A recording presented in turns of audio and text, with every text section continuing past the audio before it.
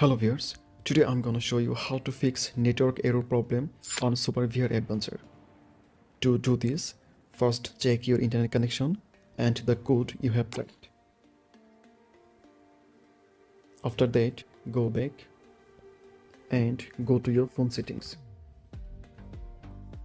Scroll down and tap on apps. And now search for your game.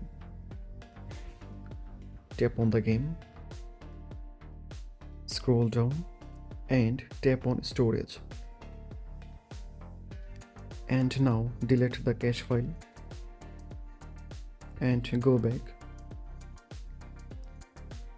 Tap on permissions and make sure all permission is enabled.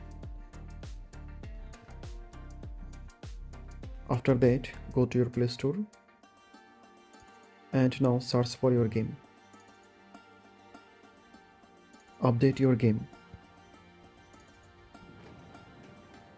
After update your game, open it. And now try again.